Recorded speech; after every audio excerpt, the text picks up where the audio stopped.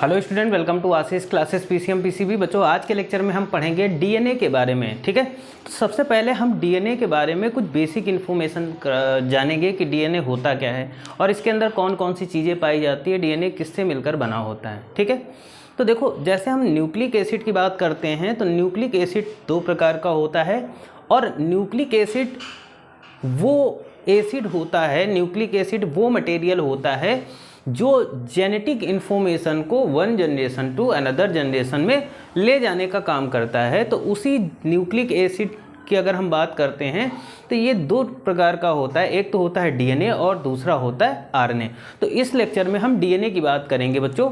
DNA का जो full form होता है वो होता है डीऑक्सीराइबोन्यूक्लिक एसिड। डीएनए का काम क्या होता है, एक जनरेशन की इंफॉर्मेशन को दूसरी जनरेशन में पहुंचाने का काम करता है।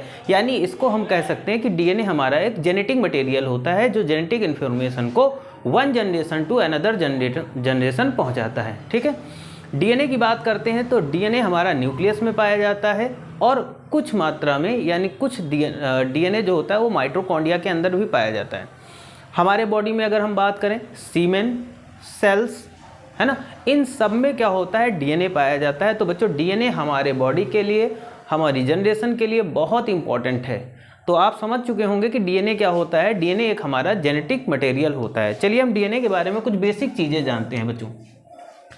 इसमें अगर हम बात करें तो DNA is a polymer of nucleotide. जो बच्चों डीएनए होता है वो न्यूक्लियोटाइड का एक पॉलीमर होता है। ओके, अब हम बात करेंगे कि न्यूक्लियोटाइड क्या होता है, न्यूक्लियोटाइड्स होते क्या हैं। तो nucleotides is an organic molecule. जो न्यूक्लियोटाइड होते हैं बच्चों वो ऑर्गेनिक मॉलिक्यूल होते हैं with a basic composition of nitrogenous base, है ना, पेंटोस शुगर एंड फॉस्फेट। ठीक है, तो अगर हम किसकी बात कर रहे हैं बच्चों, हम बात कर रहे हैं न्यूक्लियोटाइड की बात करते हैं। तो ये ऑर्गेनिक मॉलिक्यूल होते हैं जो कि किसका किसका कंपोजिशन होता है, तो ये नाइट्रोजिनस बेस से मिलकर बने होते हैं, पेंटोस से मिलकर बने होते हैं यानी पेंटोस शुगर होती है, और फॉस्फेट। यानी कहीं ना कहीं हम कह सकते हैं कि जो डीएनए होता है वो हमारा नाइट्रोजिनस बेस, पेंटोस शुगर और फॉस्फेट से मिलकर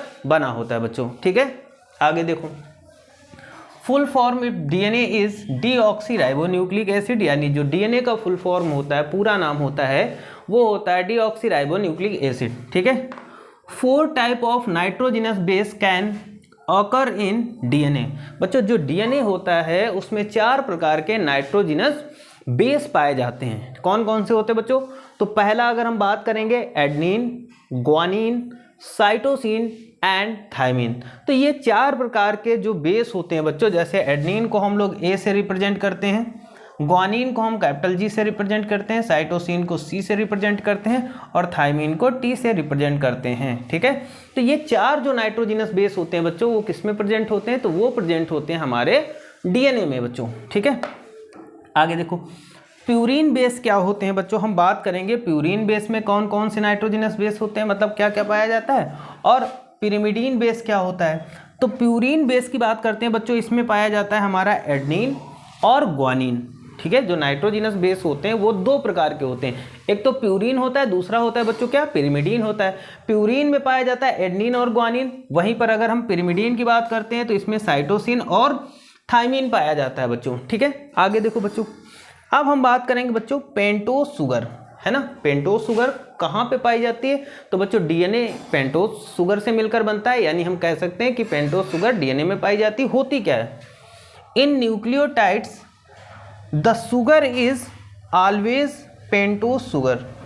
जो न्यूक्लियोटाइड होता है बच्चों उसमें क्या होता है, पेंटोस शुगर होती है, which consist of 5 carbon atom, जो कि 5 कार्बन एटम से मिलकर बना होता है। पेंटोस शुगर बच्चों क्या होता है, 5 कार्बन एटम से मिलकर बनता है।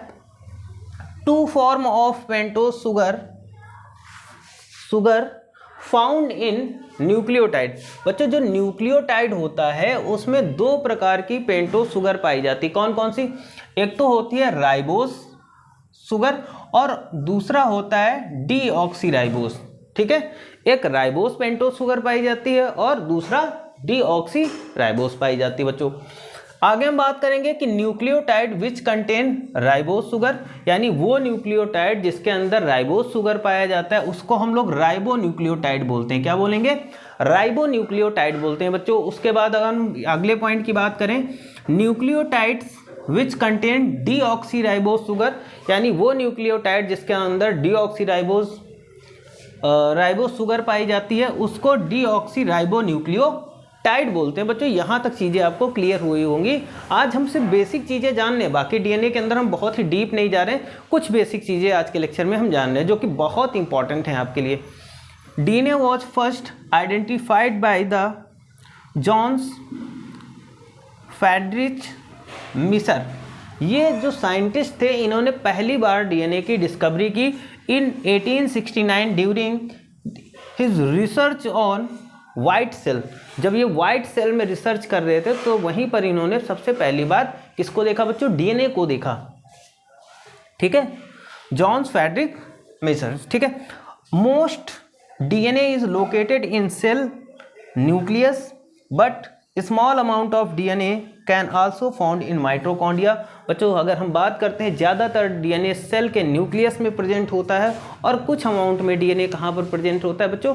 माइटोकॉन्ड्रिया के अंदर प्रेजेंट होता है। ठीक है, तो इस लेक्चर में हमने बेसिक डीएनए के बारे में जाना कि डीएनए होता क्या है ना। और अभी डीएनए के बारे में हम 2 लेक्चर में और पढ़ेंगे डिटेल से कि डीएनए का वॉटसन क्रिक मॉडल क्या है, डबल हेलिक्स मॉडल क्या है, इन चीज़ों के बारे में हम बहुत ही ज़्यादा डीप से जानेंगे। तो आज के लेक्चर में अगर आपको चीज़ें समझ में आई हों तो चैनल को सब्सक्राइब करिएगा और वीडियो को लाइक करिएगा और जितना हो सके वीडियो को शेयर करते रहिएगा। आज के लेक्चर में इतना ही रखते हैं। Thank you for this class.